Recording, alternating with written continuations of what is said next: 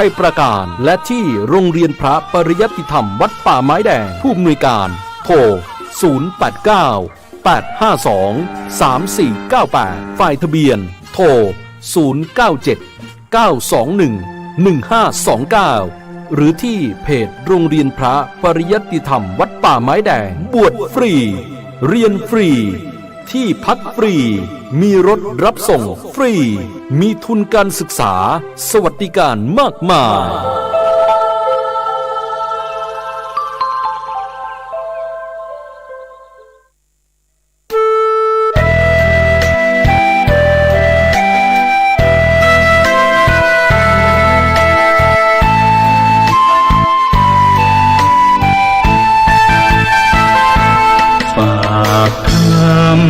ยามดึกกับสา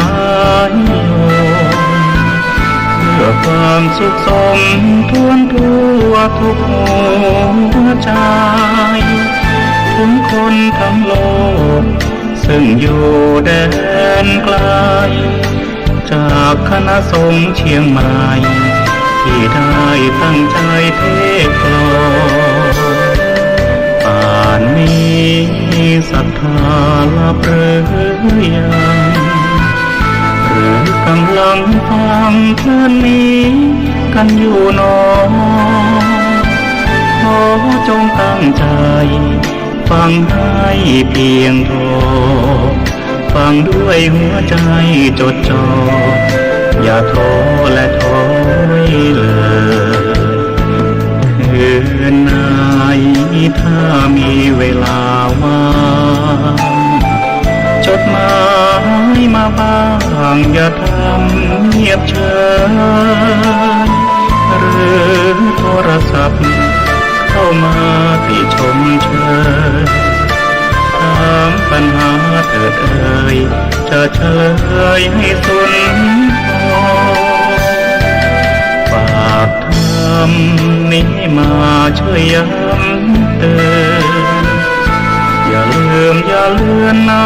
ำคำที่พร่ำสอนสังคมวุ่นวายสุดแสนอาวรณ์วันกลัวโลกจะรุ่มร้อนวันคำจะลับลอ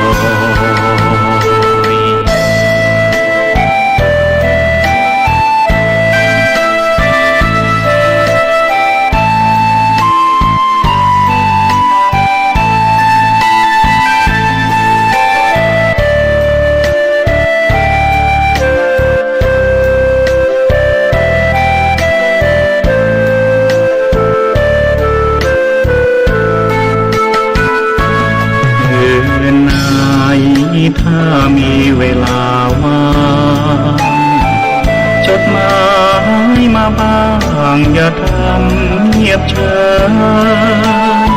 หรือโทรศัพท์เข้ามาติชมเชยถามปัญหาเถิดเอ่ยจะเฉลยให้สุนทรฝากทำนี้มาช่วยย้ำเตือนอย่า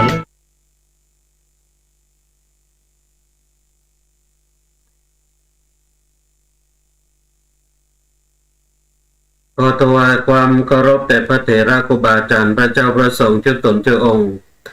ขอเจริญพรกับศรัทธาสาธุชนทุกท่านที่เข้ามาติดตามรับชมรับฟังรายการสารธรรมยามดึกวันนี้ก็พากัน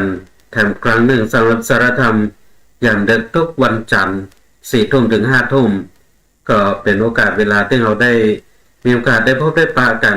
นะแล้วก็ขอต้อนรับท่านผู้รับฟังตั้งการลิงก์สัญญาณไปที่สถานีวิทยุวัดไฟหินตำบลสุเทพอำเภอเมืองจังหวัดเชียงใหม่คลื่น 104.50 เมกะเฮิรตซ์ทุกท่านเต็มตัววันนี้ปะกันในยามดึกของวันจันทร์ที่24เดือนมกราคมพุทธศักราช2565วันนี้ก็ตรงกับเดือน4เหนือแฮม7ค่ำญาติโยมทุกท่านเนาะวันพรุ่งนี้ก็เป็นวันพระวันศีลนะพรุ่งนี้เป็นวัน วันศีลเดือน4แฮม8ค่ำนะญาติโยมทุกท่านก็เป็นช่วงการเวลาที่เราทุกท่านก็ดำเนินวิถีชีวิตคำพ้นจากปีเก่าเข้าสู่ปีใหม่มาได้24วันเนาะญาติโยมทุกท่านก็เป็นโอกาสเวลาที่เราทุกท่านนั้นก็ดำเนินวิถีชีวิตนะกันอยู่บนพื้นโลกใบนี้ผ่านเวลาผ่านร้อนผ่านหนาวนะญาติโยมทุกท่านก็ได้พบได้ปะกับเรื่องราวต่างๆที่หมุนเวียนเปลี่ยนผ่านเข้ามาสู่วิถีชีวิตของเรานะบอกว่าจะเป็นเรื่องราวใดๆก็ตามที่เข้ามาสู่วิถีชีวิตของเราก็ล้วนแล้วแต่เป็นบทเรียนแห่งชีวิตของเราทุกท่านที่ก็จะต้องเรียนรู้อยู่กับมันนะให้ได้แล้วก็อยู่อย่างเข้าใจเพื่อที่จะทำให้การดำเนินวิถีชีวิตของเราบนพื้นโลกใบนี้ก็เป็นไปนะด้วยความสุขแห่งการดำเนินวิถีชีวิตของเราความสุขการตื่นรู้นะรู้ถึงสภาวะความเป็นจริงของสังคมโลกใบนี้นะว่าหมุนเวียนเปลี่ยนไปกันจะได้น้อยญาติโยมทุกท่านก็พบปะกันแล้วเข้ามาแล้วก็เจอกันกดไลค์กดแชร์กันไปตัวแล้วก็คอมเมนต์ทักทายกันเข้ามาได้ในช่วงการเวลานี้อนุโมทนากับโยมลำพรบุตรศักดิ์ตัวเข้ามาติดตามรับชมรับฟังแล้วก็คอมเมนต์เข้ามาสาธุสาธุเจ้าขออนุโมทนาตัวอนุโมทนากับโยมทวีศักดิ์ที่ว่าสุรเดชนะเข้ามาติดตามรับชมรับฟังจากต่างเมืองกอกนะต่างกรุงเทพก็ต้องขออนุโมทนาตัวเข้ามาติดตามรายการสารธรรมยามดึกในวันนี้สำหรับท่านผู้รับฟังต่างการลิงก์สัญญาณไปที่สถานีวิทยุวัดไปหินตะบุญสุเทพบุญเมืองเชียงใหม่ก็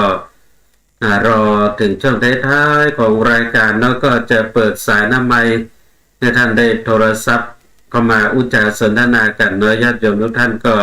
เป็นช่วงการเวลาที่เราทุกท่านก็ดำเนินวิถีชีวิตอยู่บนผืนโลกใบนี้ก็สุขก็จำเป็นต้องอยู่ทุกข์ก็จำเป็นต้องอยู่จำเป็นต้องเรียกว่าต่อสู้ฝ่าฟันกันเนาะญาติโยมบนผืนโลกใบนี้ก็เรียกกันว่าเป็นโลกที่มีที่เหยียบยืนสำหรับนักสู้เท่านั้นภายที่บ่สู้อยู่บนโลกนี้บ่ได้นะญาติโยมทุกท่านก็จะถูกเหยียบถูกย่ำคือต้องได้ระดมทุกข์กันไปมากมายเพราะจะได้แล้วต้องสู้นะญาติโยมก็สู้ฝ่าฟันวิถีชีวิตกันไปก็ผ่านเวลาก็เกือบจะเส้นเดือนที่1ของปี2565กันแล้วเนาะวันนี้วันที่24แล้วญาติโยมทุกท่านก็อนุโมทนากับคุณครูกนกวรรณสมหวังตัวเข้ามาติดตามรับชมรับฟังคอมเมนต์เข้ามากับสาธุเจ้าอนุโมทนาตัวแล้วก็ได้แชร์ต่อไป1แชร์ต้องขออนุโมทนาตัวน้อยญาติโยมทุกท่านก็การดำเนินวิถีชีวิตของเราอยู่บนผืนโลกใบนี้ญาติโยมทุกท่านก็บ่ควรได้จะประมาทในการใช้วิถีชีวิตของเราญาติโยมทุกท่านเราบ่ควรได้จะประมาทในการเวลา2บ่ควรได้จะประมาทในกิเลส3บ่ควรได้จะประมาทในสังขารที่ล่วงไปและบ่ควรประมาทในการสร้างบุญกุศลญาติโยมทุกท่าน4สถานะ4ประการนี้เป็นสิ่งที่เรานั้นบ่ควรที่จะประมาทเพราะว่าผู้ที่ประมาทนั้นก็เรียกกันว่าเป็นหนทางแห่งความตายเกิดขึ้นแห่งวิถีชีวิตของเขาดังที่องค์สมเด็จพระสัมมาสัมพุทธเจ้าทรงตรัสรับรองไว้ในปมาโทมัจจุโนปทังผู้ที่ประมาทความประมาทนั้นก็เป็นเส้นทางแห่งความตายน้อยญาติโยมทุกท่านฉะนั้นบ่ควรที่จะประมาทอนุโมทนากับโยมพี่วันดีโอมุระต่างประเทศญี่ปุ่นตัวเข้ามาติดตามรับชมรับฟังคอมเมนต์เข้ามา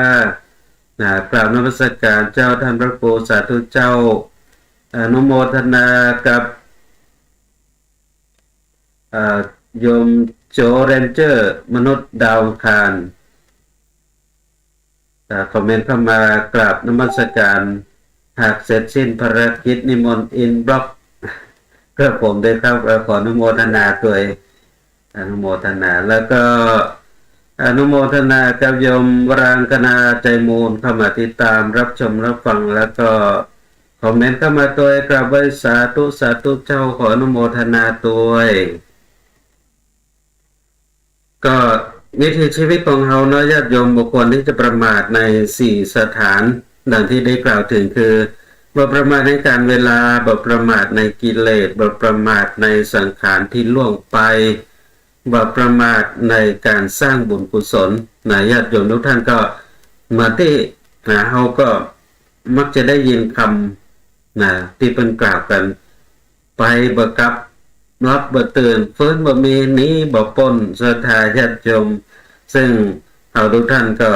เคยได้ยินคำนี้แล้วก็คงจะหันเนาะเปิ้นเขียนติดที่ตลับปัดเวลาที่พระเจ้าประสงค์องค์เนนที่เรานิมนต์ไปสวดอภิธรรมในงานศพญาติโยมก็จะหันเขียนติดตลับปัดเอาไว้ไปบ่กลับรับบ่ตื่นฟื้นบ่มีหนีบ่ปนญาติโยมเนาะซึ่งก็เป็นสิ่งที่เราทุกท่าน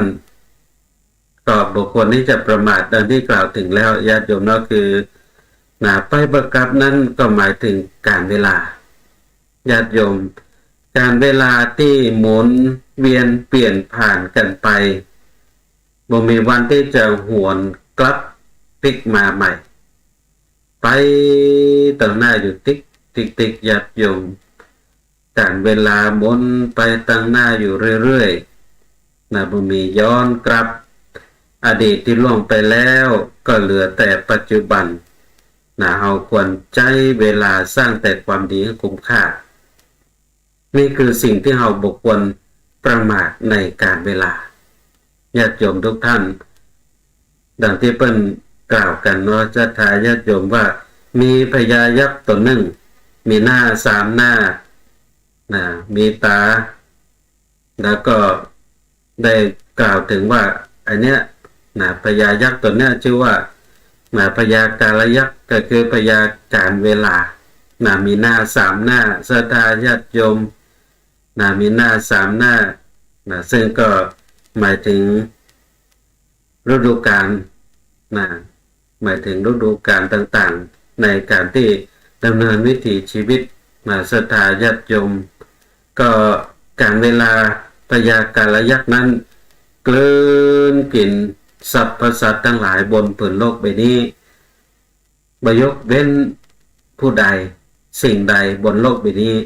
พญากาลยักษ์เกินกินทั้งหมดศรัทธาญาติโยมบอกว่าจะเป็นองค์สมเด็จพระสัมมาสัมพุทธเจ้าพญากาลยักษ์ก็กลืนกิน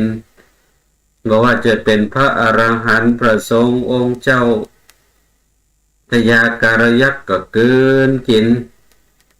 บอกว่าจะเป็นเจ้าฟ้ามหากษัตริย์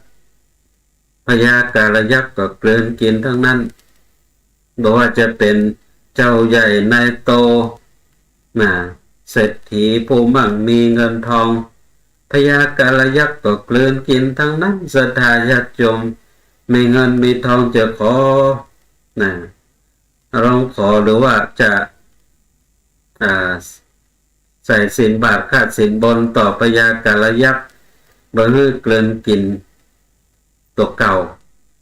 ผู้มั่งมีทรัพย์สินเงินทองก็ตึงบ่ได้ญาติโยมแม้กระทั่งว่าคนทุกข์คนยากยาจกเข็นใจ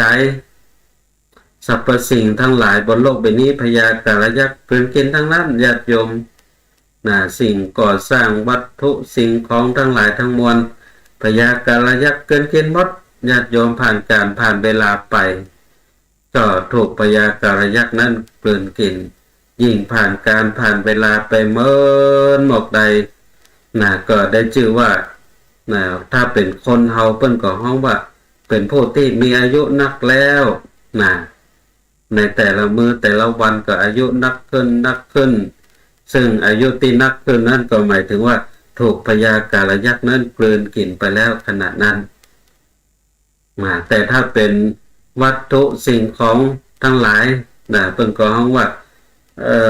ของโบราณพ่องญาติโยมในเรื่องของการเวลาพญากาลยักษ์ที่กลืนกินไปกลืนกินไปเรื่อยๆศรัทธาญาติโยมอดีตล่วงไปแล้วล่วงไปก็เหลือแต่ปัจจุบันซึ่งเอาแต่ละท่านแต่ละคนที่ใช้ชีวิตอยู่บนโลกใบนี้จะเหลือเวลาปัจจุบันนั้นกี่วันไผก็บ่ฮู้ศรัทธาญาติโยมอนุโมทนากับโยมชินกฤษสุวรรณคีรีเข้ามาติดตามรับชมรับฟังคอมเมนต์มาด้วยสาธุสาธุครับอนุโมทนาด้วยเนาะญาติโยมทุกท่านก็ทุกพญากาลยักษ์กลืนกินไปจะเหลือปัจจุบันแห่งสักกี่วันให้ก็บ่ฮู้ศรัทธาญาติโยมฉะนั้นเมื่อบ่ฮู้ว่าเฮาเหลือเวลาปัจจุบันแห่งกี่วันนั้นญาติโยมก็ควรใช้เวลาสร้างแต่ความดีให้คุ้มค่าที่สุดเวลาชีวิตของเฮาที่เหลืออยู่เนาะญาติโยมใจทุกวินาทีให้คุ้มค่าที่สุดในชีวิตของเฮาใช้ชีวิตให้คุ้มค่าได้จะได้นั่นก็คือการใช้เวลาสร้างแต่ความดีให้กับวิถีชีวิตของเฮาความดีนั้นศรัทธาญาติโยมเนาะก็จะอยู่ติดเนื้อติดตัวของเฮาและก็จะอยู่คู่โลกนี้ไม่มีวันดับสูญนั่นคือความดีศรัทธาญาติโยมอย่างที่มีคำกล่าวที่เปิ้นกล่าวเป็นบทกลอนสอนอกสอนใจศรัทธาญาติโยมว่ายศและลาภหาไปไม่ได้แน่เว้นเสียแต่ต้นทุนบุญกุศลทิ้งสมบัติทั้งหลายให้ปวงชนร่างของตนเขายังเอาไปเผาไฟสิ่งใดๆไม่ใช่ของใครหมดไม่ปรากฏเราเขาเป็นเจ้าของแม้นเฝ้ารักเฝ้าห่วงปองก็จำต้องทิ้งไว้ในโลกาบ่มีหยังศรัทธาญาติโยมจะเหลือไว้บนโลกใบนี้นอกจากคุณความดีที่เราได้สรรสร้างเอาไว้อย่างที่เพิ่นว่าคนดีบ่มีวันตายญาติโยมเนาะคนที่สร้างความดีไว้นั้นก็เหมือนกับยังบ่มีวันตายแม้นตายไปแล้วก็ยังเหมือนมีชีวิตอยู่บนโลกใบนี้เพราะความดีที่ได้สร้างได้ทำไว้ฉะนั้นศรัทธาญาติโยมบ่ควรประมาทประการแรกก็คือบ่ควรประมาทในการเวลาเฮาทุกท่านทุกคนเหลือเวลาอยู่บนโลกใบนี้กันคนละกี่วันไผก็บ่ฮู้ญาติโยมฉะนั้นจะไปประมาทการเวลาพญากาลยักษ์นั้นมันกลืนกินเฮาไปอยู่เรื่อยๆเลยญาติโยมเนาะฉะนั้นบุคคลที่จะประมาทในเรื่องของการเวลาใช้เวลาที่เหลืออยู่นั้นสร้างความดีเพื่อได้นักที่สุดให้คุ้มค่ากับโอกาสเวลาที่เราได้เกิดขึ้นมาบนโลกใบนี้ซึ่งการเกิดขึ้นมาบนโลกองค์สมเด็จพระสัมมาสัมพุทธเจ้าก็ทรงตรัสรับรองไว้นะว่ากิจโฉมนุสสปฏิลาโภการได้เกิดมาเป็นมนุษย์นั้นเป็นของยากเหลือเกินญาติโยม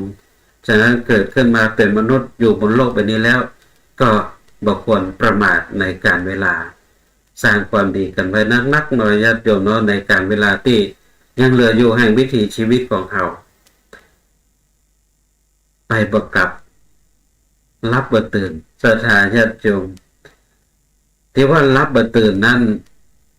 หมายถึงว่าคนที่ยังหลงอยู่กับโมหะหลงอยู่ในกิเลสสร้างแต่บาปแต่กรรมบ่ยอมทำความดีเหมือนคนที่หลับไหลบ่ยอมตื่นทับรู้ตามความเป็นจริง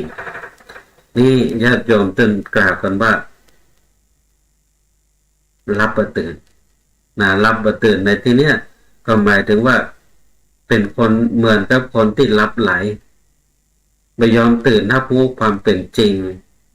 ในสัจธรรมของโลกซึ่งเราได้ใครควรไปนิจพิจารณายังหลงอยู่ในกิเลสญาติโยม ลงอยู่ในกิเลสยังโลภยังโกรธยังหลงอยู่อย่างนี้สร้างแต่บาปแต่กรรมคนเปิ้นว่ากล่าวตักเตือนจะได้ก็ตามก็บ่ยอมที่จะตื่นญาติโยมมันมีคนประเภทนี้อยู่เช่นเดียวกันบนโลกใบนี้ที่รับบ่ยอมตื่นญาติโยมมีทุกสิ่งทุกอย่างคอยย้ำคอยเตือนคอยบอกคอยกล่าวคอยสอนหันอยู่ในตัวอย่างแห่งการดำเนินวิถีชีวิตของผู้คนบนโลกใบนี้เนาะศรัทธาญาติโยมหันเป็นตัวอย่างอยู่อย่างที่เป็นกล่าวถึงกันเนาะเฮาไปงานศพนี่โอ้ยไปกันเป็นญาติโยมคนนั้นตายนักในยุคการปัจจุบันเดี๋ยวก็บ้านนั้นมีงานศพเดี๋ยวก็บ้านนี้มีงานศพบางบ้านนั้นก็มี2 ศพ 3 ศพซ้อนกันศรัทธาญาติโยมเฮาก็ไปแต่ไปงานศพไปงานศพตรงพ่องก็ไปเบิดถึงงานศพเนาะศรัทธาญาติโยมไปเบิดถึงงานศพจะได้ไปเบิดถึงงานศพก็ไปนั่งอยู่หั่นแล้วเหรอไปเบิดถึงงานศพได้จะได้หมายถึงว่าไปงานศพแต่บ่ได้ไปถึงสาระที่เฮาไปในงานศพญาติโยมบางพ่องโอ้ยไปงานศพไปแต่เป็นนิมนต์ทุเจ้าพระนายมาสวดอภิธรรมมาเทศธรรมนิมนต์พระเจ้าประสงค์มาแสดงพระธรรมเทศนาบ่ฮู้ไปเป็นไผก็บ่ฮู้เพิ่นสวดจะได้เป็นจะได้บ่ฮู้ไปถึงบ้านศพแต่บ่เข้าไปสักกรรมเข้าไปบ้านในงานศพมันบ่ดูต่างมันบ่สะดวกต้องไปอยู่ห้องครัวได้กินอิ่มญาติโยมนะ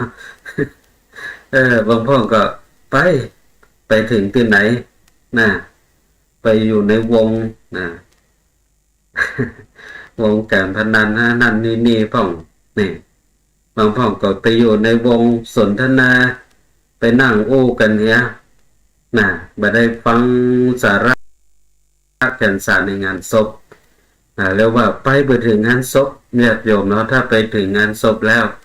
ก็จะได้แก่นสารสาระจากงานศพได้หันถึงสัจธรรมของชีวิตได้แง่คิดในการดำเนินวิถีชีวิตนี่เกิดความบ่ประมาทจริงตั้งแต่อันดับแรกแล้วเนาะญาติโยมเฮาไปถึงงานศพเปิ้นถึงเอาศพถ้าเป็นคืนสุดท้ายเนาะคืนสุดท้ายหรือคืนรองสุดท้ายญาติโยมเพิ่นก็จะเอาศพขึ้นไปนอนผาสาทประดับประดางดงามแล้วก็เพิ่นก็จะตั้งจุดให้เฮาไปจุดธูปขอขมาศพไปแล้วขอขมาศพจุดธูปเพิ่นก็เขียนเป็นภาษาบาลีติดไว้เพื่อให้คนเฮานั้นติดไปถึงบางพ่องก็ว่าบ่ได้ก็จะได้อ่านได้ว่าพ่องก็เขียนไว้ว่าจุติจุตังมรณังจุติซึ่งก็นั่นก็เป็นแห่งหนึ่งแหละที่เตือนเฮาศรัทธาญาติโยมทั้งความหมายเกิดแล้วตายแล้วเกิดเนี่ยศรัทธาญาติโยมเนาะแล้วก็บางพ่องก็เขียนอวัตสังมายามริตพังซึ่งก็มีความหมายบอกให้เราได้ทราบถึงความหมายว่าอันเราจะต้องตายแน่ๆอวัตสังมายามริตพังเนี่ยเราจะตายแน่ๆแล้วสักวันหนึ่งเราจะต้องตายอันนั้นเป็นคำแปลหน่อยญาติโยมแต่เราไปท่องเป็นภาษาบาลีบางพ่องบ่ฮู้ความหมายที่จริงก็มีคำสอนอยู่ในตัวท่านอยู่แล้วเนาะญาติโยมหรือเขาจะบ่ได้ความหมายในภาษาบาลีก็ตามแต่เขาไปจุดธูปขอขมาศพอยู่ต่อหน้าศพแล้วก็ถ้าเขาได้คิดตามพิจารณาตามเนาะถ้าเขาบ่ใช่เป็นคนรับบ่ตื่นนั่นก็จะ ได้พอคิดสะกิดใจญาติโยมเตือนตัวเก่าเหมือนที่หลวงปู่ฉิมพุทธาจาโรได้กล่าวเอาไว้ญาติโยมมาสอนลูกศิษย์ลูกหาว่าวันนี้เอาไปงานศพเปิ้นได้ระนึกอยู่ในใจว่าวันนี้เอามางานศพเปิ้นสักวันหนึ่งก็จะเป็นงานศพเฮาเปิ้นก็จะมางานศพเฮาได้ใกล้ควรไปนิดพิจารณานี่นึกถึงความตายสบายนักมันหักรักหักหลงในสงสารบรรเทามืดโมหันอันธการทำมือหันหายสะดุ้งไปยุ่งใจศรัทธาญาติโยมถ้านึกถึงความตายเมื่อใดแล้วญาติโยมมันทำมือเฮานั้นคลายจากความโลภความโกรธความหลงนั่นแหละญาติโยมเนาะจะโลภไปอย่างนักหนาตายแล้วก็ตึงบ่ได้เอาไปตัวจะโกรธอย่างกันนักหนาสักวันหนึ่งก็ต้องตายจากกันไปจะลงอย่างไปล่ำไปเหลืออันนี้ศรัทธาญาติโยมก็เรียกว่าถ้าใครควรเป็นนิจพิจารณาได้อย่างนี้ก็เรียกว่าจะเป็นคนที่รับแล้วก็ตื่นคือตื่นขึ้นมาตื่นจากความลับไหลเพื่อที่จะมาเรียนรู้รับรู้ความเป็นจริงของโลกบางคนนั้นมันลับไหลแต่ญาติโยมเนาะคนตักคนเตือนคนบอกคนกล่าวจะได้ก็ตามญาติโยมตึงบ่เชื่อตึงบ่ฟังบ่เชื่อบ่ฟังแต่ไปตักไปเตือนเปิ้นบอกเปิ้นกล่าวจะได้ก็ตึงบ่เชื่อยังหลงหลงมัวเมาอยู่ในอำนาจของกิเลสสร้างแต่บาปแต่กรรมฉะนั้นเนี่ยเปิ้นจะว่าบ่ควรประมาทในกิเลสเพราะกิเลสนั้นก็เปรียบได้เหมือนกับไฟขึ้นชื่อว่าไฟก็คือของร้อนแหละญาติโยมเนาะเล่นกับของร้อนมันก็อันตราย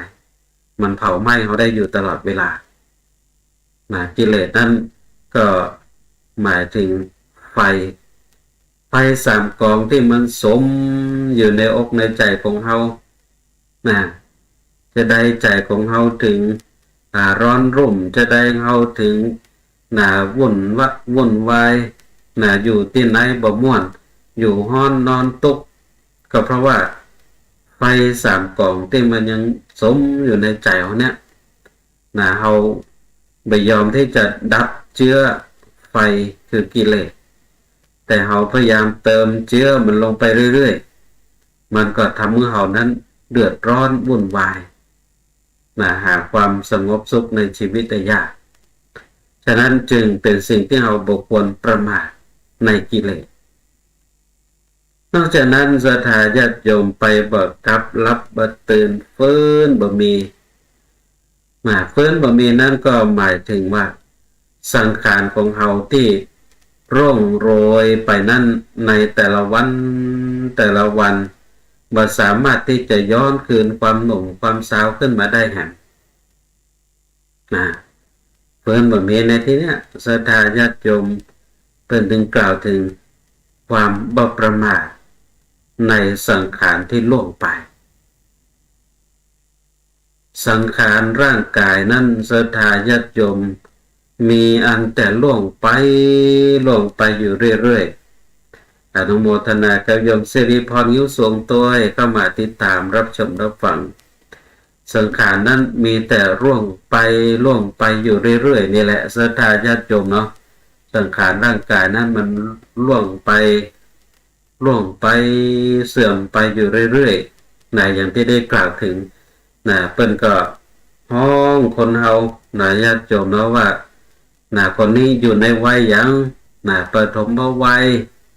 มัชชิมวัยหรือ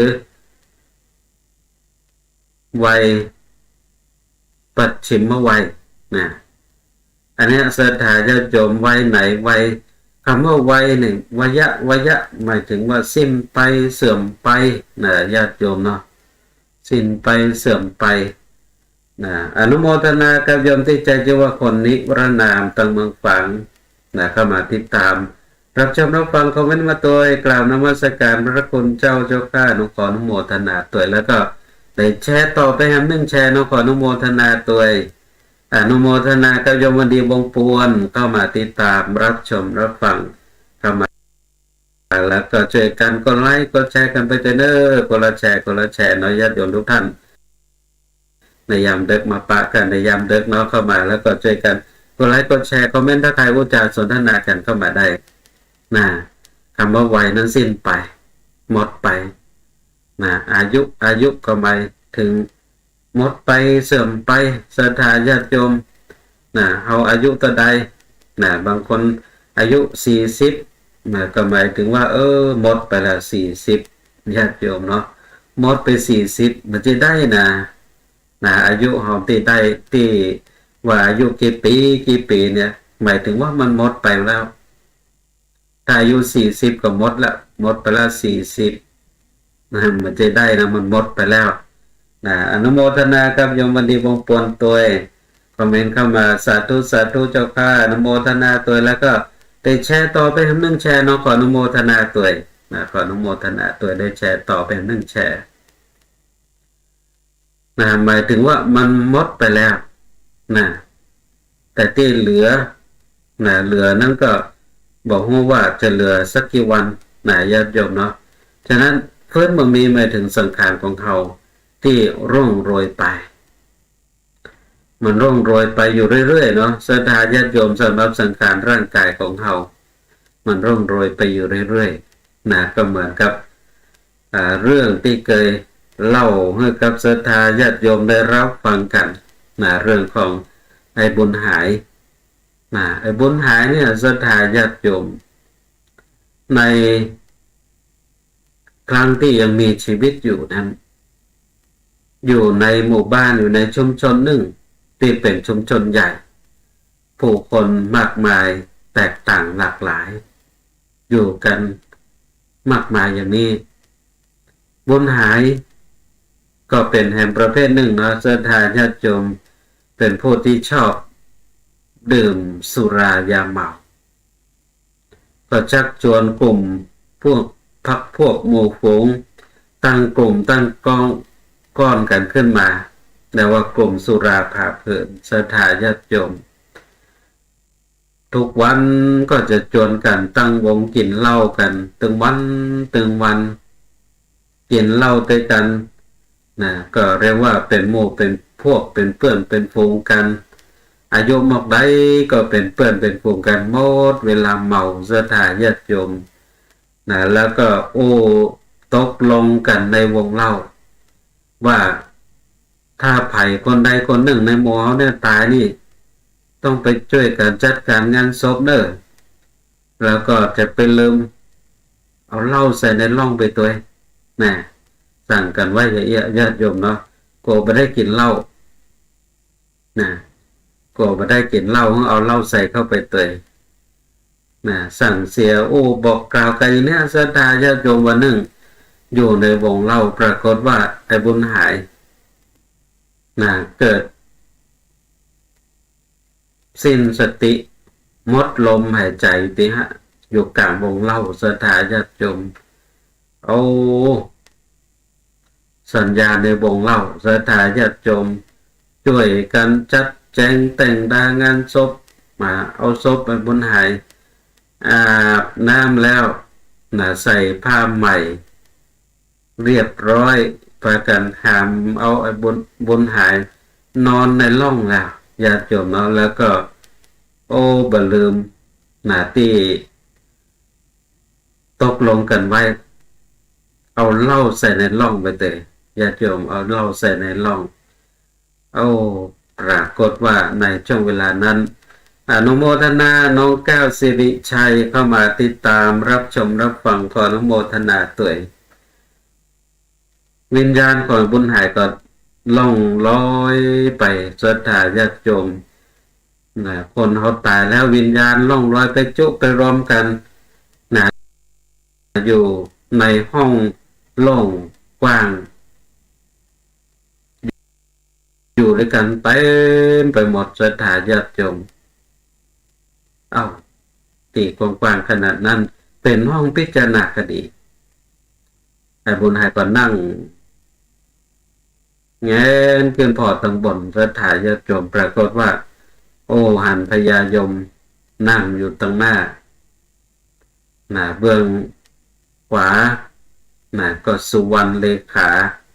เบื้องซ้ายก็สุวรรณเลขานั่งอยู่ศรัทธาญาติโยมถึงเวลาพิจารณาคดีบุญหายพญายมก็ถามเอ็งชื่อยังบุญหายก็ตอบผมชื่อบุญหายครับพญายมก็บอกให้สุวรรณเลขาซึ่งเป็นผู้ที่บันทึกความดีลงบนแผ่นทองคำลงพอแล้วพอความดีของบุญหายมันมีอย่างพ่องสุวรรณเลขานี่เปิดตั้งแต่หน้าแรกถึงหน้าสุดท้ายญาติโยมมาได้เขียนอย่างไว้สักอย่างโอ้ยอันอย่างบ้านประล่ำไปเหลือบุญหายเลยอยู่มาหอดมาประเดี๋ยวนี้ความดีตึ้มหรือบ่มีอย่างสักอย่างเดี๋ยวไปทางซ้ายห้องสุวรรณเลขาเปิดพอบัญชีหนังมาแล้วพอความชั่วของมันมีอย่างพ่องสุวรรณเลขาเปิดตั้งแต่หน้าแรกถึงหน้าสุดท้ายญาติโยมแต่ท่านพญายมตั้งแต่หน้าแรกถึงหน้าสุดท้ายบัญชีบาปของบุญหายนี่บัญชีเล่าทั้งนั้นท่านพญายมก็เลยสั่งให้ยมมาโทษเอาบุญหายพุ่นไปลงหม้อกระทะอุ่นเลยบุญหายก็เลย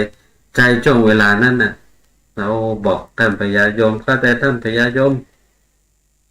ก่อนที่จะเอาผมไปลงหม้อกระทะนี่ผมไม่อย่างมาฝากพญายมก็ถามบุญหายว่าเอามีอย่างมาฝากบุญหายก็ผมมียาวิเศษของเมืองมนุษย์ถ้าใครได้กินแล้วตึ้งมีความตุกญาติโยมคืออย่างก็เหล้าที่เขาใส่ในร่องไปละญาติโยมเนาะบุญหายก็ขึ้นมาโชว์แล้วก็คือพญายมลองพญายมบอกเบาเตื้อสุวรรณก็สุวรรณกินไว้ก่อนปัดต่อพอกินเหล้าเข้าไปแล้วญาติโยมเนาะเมาเหล้าสุวรรณปากันตบมือห้องเพลงเป็นเดมอนพญายมหันมันเป็นอย่างนี้ให้ลองพอกกรรมพญายมก็จดเหล้าเข้าไปนะญาติโยมกรรมนั้นเป็นเดมอนในงานปากันห้องเพลงเต้นม่วนกันแหละญาติโยมเวลานั้นไอ้บุญหายก็เลยได้ที่บอกท่านพญายมว่าเนี่ยยังมีในเมืองมนุษย์ที่วิเศษกว่านี้ยังมีอยู่นะยาที่วิเศษที่ยิ่งกว่านี้ยังมีอยู่ถ้าท่านอยากจะได้ต้องส่งผมปิ๊กไปแต่มีข้อแม้เวลาที่จะเอาผมปิ๊กมานี่จะต้องส่งจดหมายมาบอกผมกันเนี่ยคือกำมั่นสัญญากันอย่างนี้พญายมก็คือยมทูตมาส่งบุญหายปิ๊กขึ้นมาใหม่บุญหายตายแล้วฟื้นศรัทธาญาติโยมตายแล้วฟื้นแต่บุญหายก็ยังเก่าตั้งวงกินเหล้าเหมือนเก่าซึ่งพอถึงเวลาแต่บุญหายจะปิ๊กไปกรรมญาติโยมก็หมดลมหายใจทั้งตั้งไปอยู่ที่ห้องพิจารณาคดีเหมือนอย่างเก่าแต่บุญหายก็ต่อว่าพญายมว่าตกลงกันเป็นดีเป็นรักเวลาที่จะเอาผมปิ๊กมานี่จะส่งจดหมายไปบอกว่าหันจดหมายสักฉบับพญายมก็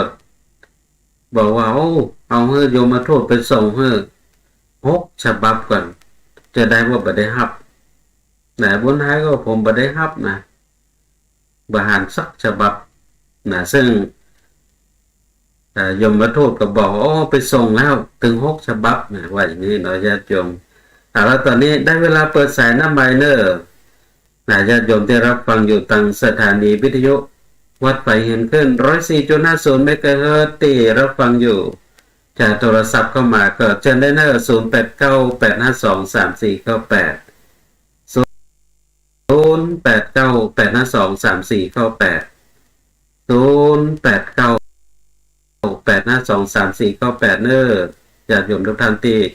รับฟังอยู่ตั้งสถานีวิทยุวัดไผ่เห็นขึ้น 104.50 เมกะเฮิรตซ์วันนี้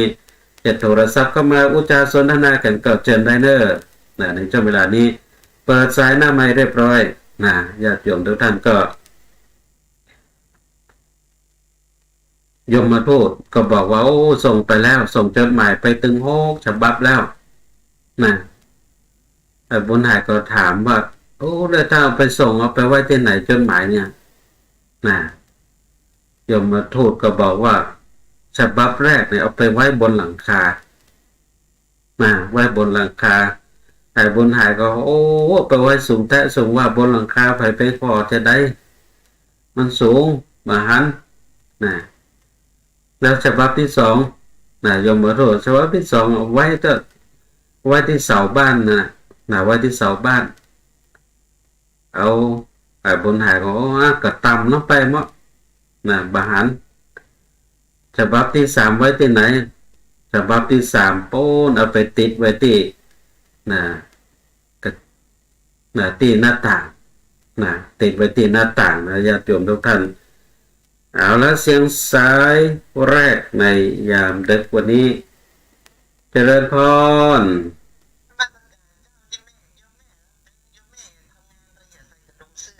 โอ้ถูก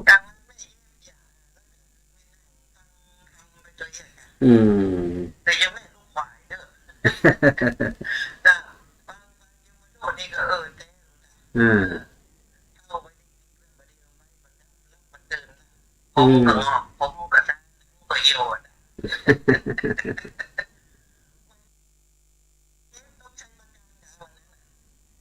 แม่นตกใช้ประการมาเฮ็ดตก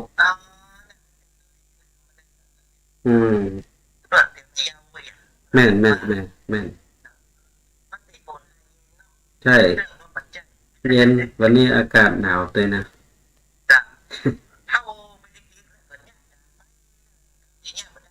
แม่นแต่ตัวเนื้อมันเราเสียงสายแรกเสียงสายจากโยมแม่ตั้งสันสายหลวงFC แฟนคลับติดตามรับฟังรายการสารธรรมยามดึกตั้งสันสายหลวงท่านใดจะโทรเข้ามาแฮมก็เชิญได้เนอร์0898523498เมื่อกี้ถึงฉบับที่3ฉบับที่3เอาติดไว้ที่หน้าต่างฉบับที่4เอาไปติดไว้ที่กระจกแล้วก็ฉบับที่5ติดไว้ที่ประตูฉบับที่6ติดไว้ที่ฝาบ้านศรัทธาญาติโยมปรากฏว่า6ฉบับไอ้บุญหายบาหันสักฉบับบ่ได้เปิดอ่านบ่ได้สังเกตอย่างสักอย่างโอ้ยมพญายมราชได้ยินนะโอ้ยบุญหายเอ็มเป็นคนประมาทแต่ได้โอกาสดีกว่าคนอื่นเขามีโอกาสได้ตายแล้วปิกไปแห่งครั้งหนึ่งก็ยังประมาทอยู่โอ้กับนี้ช่วยมาได้แล้วว่าเป็นตกหม้อกระทะไปแล้วศรัทธาญาติโยมซึ่งในจดหมายฉบับนั้นก็มีข้อความอธิบายไว้ญาติโยมว่าฉบับแรกที่ติดไว้บนหลังคาบ้านนั้นก็หมายถึงเส้นผมบนหัวของเฮานี่แหละญาติโยมเป็นจดหมายฉบับแรกที่พญายมนั้นส่งมาเตือนเฮาอันเส้นผมที่เคยดกดำกลับกลายเป็นเส้นสีขาวแทรกซ้อนมาอยู่เรื่อยๆถ้าคนที่อ่านจดหมายฉบับนี้แล้วก็เปิดอ่านพิจารณาก็จะได้เข้าใจว่ามันใกล้เวลามาเรื่อยๆแล้วบอกควรที่จะประมาทต้องหมั่น นะสร้างบุญสร้างกุศลทำความดีต้องเร่งแล้วนะอันนี้ฉบับแรกเนาะบนเส้นผมบนหัวของเขานะจดหมายฉบับแรกไว้บนหลังคาบ้านฉบับที่สองติดไว้ที่เสาเฮือนนะเสาเฮือนนะก็เปรียบเหมือนกับแข่งกับขาเอาเนี่ยศรัทธาญาติโยมเนาะเป็นฉบับที่สองนะจะลุกก็โอ้ยจะนั่งก็โอยนี่แหละญาติโยมเนาะเหมือนดอกไม้โรยบะหมี่แกนสารโอ้มาตั้งแข่งตั้งขานะลุกยากนั่งยากศรัทธาญาติโยมนะเพราะว่ามันเตือนเราแล้วนะเตือนมาเป็นฉบับที่สองแล้วนะคือหันถึงความร่วงโรยของสังขารร่างกายมันร่วงโรยแล้วนะต้องรีบต้องเร่งต้องรีบต้องเร่งเรื่อยๆนะถ้าไปอย่างนั้นโอ้จะบัดตันเวลาแล้วนะต้องเร่งต้องรีบมันสร้างมันทำกุศลคุณความดีไปเรื่อยๆอันนี้เป็นฉบับที่สองเนาะติดไว้ที่เสาบ้านเสาเฮือนศรัทธาญาติโยมท่านใดที่รับฟังอยู่ตั้งสถานีวิทยุวัดไผ่หินจะโทรศัพท์เข้ามาเจอได้เนอะ0898523498 เนอะโทรเข้ามาอุจจาสนทนากันได้ในช่วงเวลายามเด้อของวันนี้เนอะญาติโยมทุกท่าน ฉบับที่สามฉบับที่สามนั่นเอาไปติดไว้ที่หน้าต่างก็เปรียบเหมือนกับหูของเราศรัทธาญาติโยมเวลาที่สังขารมันร่องโรยเนาะญาติโยมหูก็เริ่มบ่ดีแล้วฟังยังบ่ค่อยได้ยินลมออกหูบึ้งบังฟังอย่างบ่ค่อยชัดเจนนี่เป็นฉบับที่สามย้ำเตือนทางตำราถ้าใครอ่านจดหมายฉบับนี้ได้เปิดอ่านพิจารณาก็จะเข้าใจถึงสังขารที่ร่วงโรยไปได้ขนาดนั้นมาถึงฉบับที่สี่ญาติโยมเราติดไว้ที่กระจกก็หมายถึงตาของเราญาติโยมเนาะพอมันสังขารร่วงโรยแล้วก็ตาฝ้าตาฟังพอยังบ่ค่อยชัดเจนตึงบ่เป่งบ่ว่าบ่เหมือนเมื่อเฮายามหนุ่มยามกำพอไปทางใดก็เป่งใช้ไวยะเนาะศรัทธาญาติโยมพอไปทางใดก็ชัดเจนดีแต่เมื่อสังขารมันร่วงโรยมันเสื่อมไปแล้วสายตาก็เริ่มเสื่อมเริ่มเสียพอยังก็ไปแค่หันต้องไปหลอกตาต้องไปรักษามันอยู่เรื่อยๆถ้าใครหันจดหมายฉบับนี้ได้เปิดอ่านได้พิจารณาก็จะเข้าใจว่าสังขารเรารุ่งโรจน์มาได้ขนาดนี้ใกล้เวลานะแกทีนี้มาถึงจดหมายฉบับที่ห้าญาติโยมจดหมายฉบับที่ห้า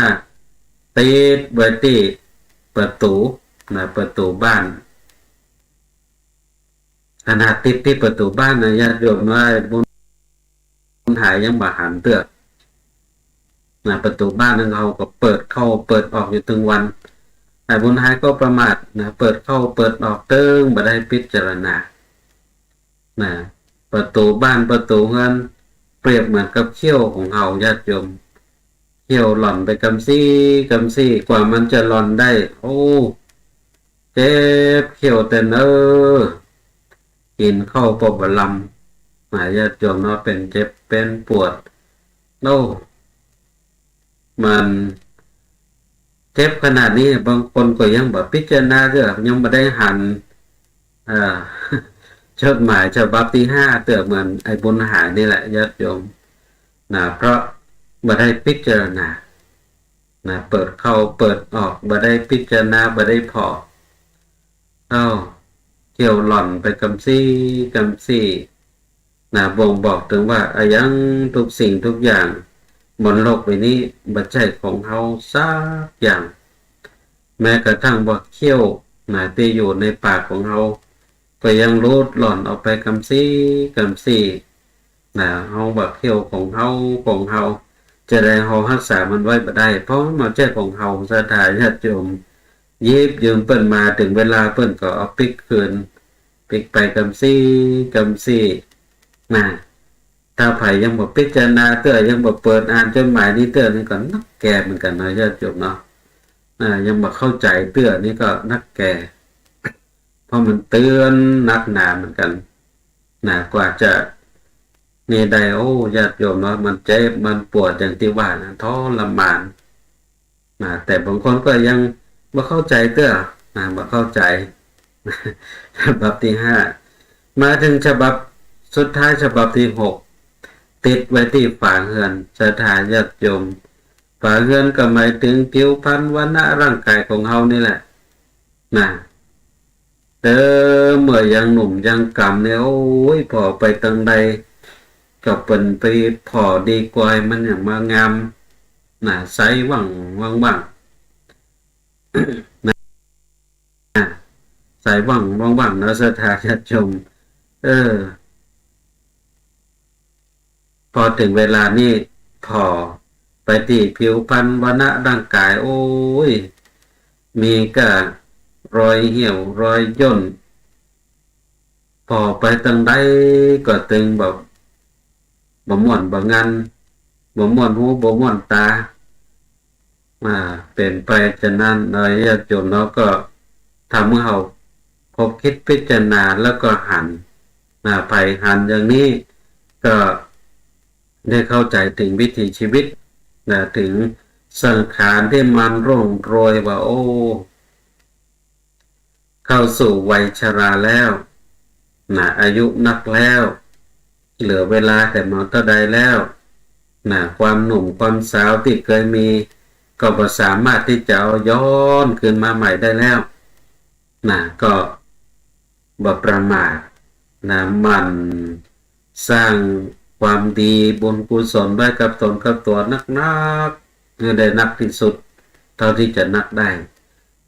ฉะนั้นเปิ้นอย่างว่าบ่ประมาทที่3คือบ่ประมาทในสังขารที่ล่วงไปแล้วก็สุดท้ายคือ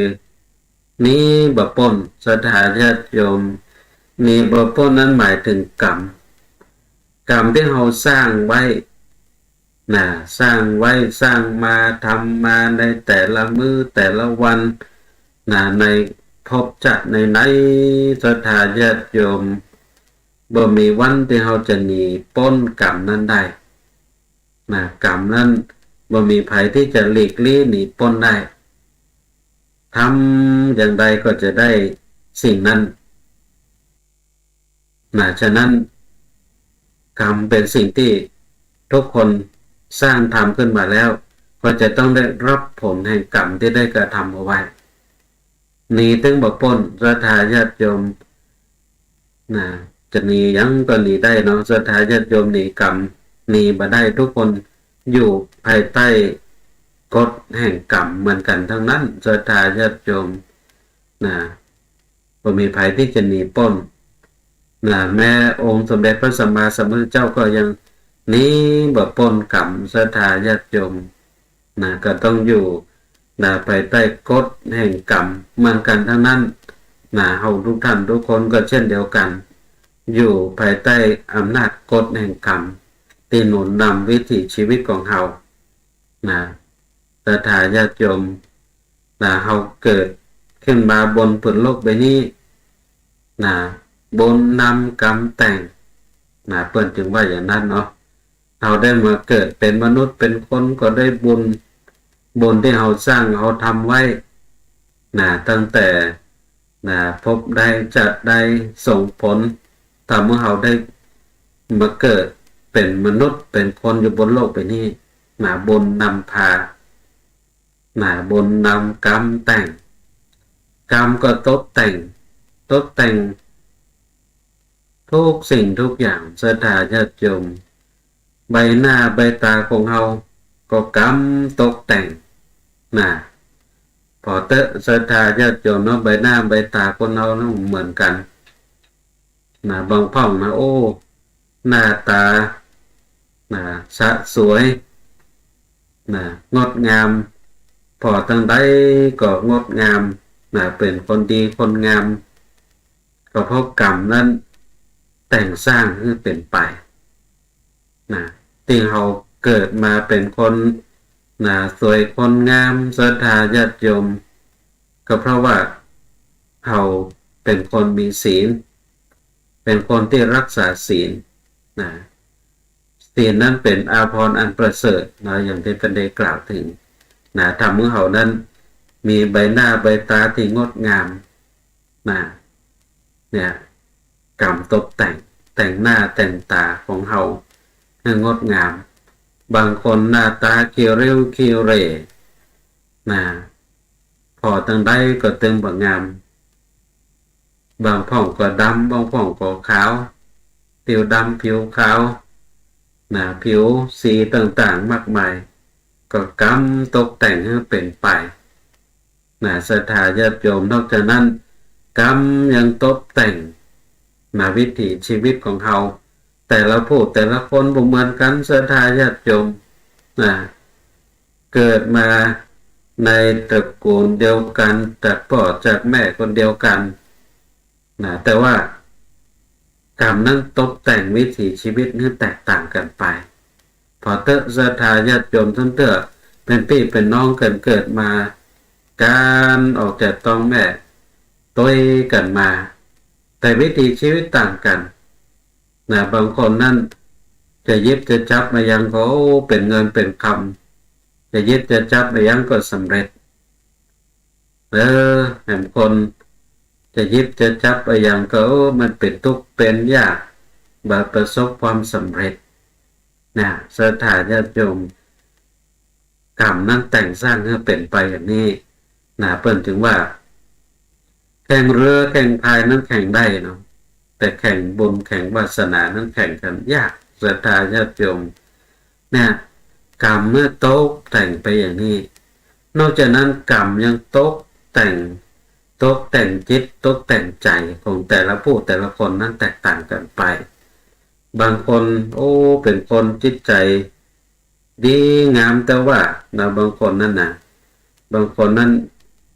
จิตใจดีงามแต่ญาติโยมใจบุญใจกุศลบางคนนั้นใจห้อนใจให้นะใจดำใจบาปหยาบช้า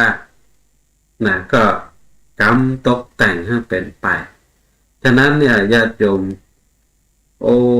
มันถึงเป็นไปอย่างนี้แต่นี้บ่พ้นนะก็คือกรรมที่เราสร้างมาบ่มีภัยที่จะหลีกเลี่ยงหนีพ้นไปได้นะต้องอยู่ไปใต้อำนาจกฎแห่งกรรมต้องเข้าใจนะแล้วก็ดำเนินวิถีชีวิตนี่เป็นไปอย่างนี้เพิ่นจึงบอกว่าบ่ควรที่จะประมาทนะบ่ควรที่จะประมาทในการสร้างบุญสร้างกุศลศรัทธาญาติโยมสร้างไว้เตอสร้างบุญสร้างกุศลตึงเมื่อเสียหายอย่างเนาะนะเป็นสิ่งที่จะหนุนนำวิถีชีวิตของเราประสบกับความสุขความเจริญทั้งในภพชาตินี้และภพชาติหน้าอย่างแน่นอนฉะนั้นศรัทธาญาติโยมวันนี้นำป่าอุจากับศรัทธาญาติโยมว่าในเรื่องของความบ่ประมาทคือบ่ประมาทในการเวลาบ่ประมาทในกิเลสบ่ประมาทในสังขารที่ล่วงโรยไปแล้วและบ่ประมาทในการสร้างบุญสร้างกุศล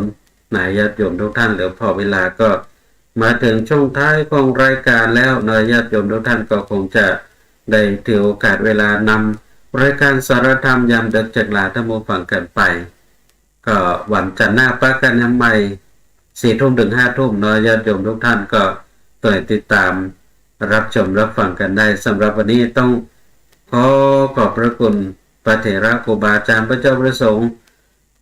ที่ติดตามรับชมรับฟังขออนุโมทนากับศรัทธาญาติโยมทุกท่านตัวที่เข้ามาติดตามรับชมรับฟังแล้วก็กดไลค์กดแชร์คอมเมนต์ทักทายอุจาสนทนากันเข้ามาตัวแล้วก็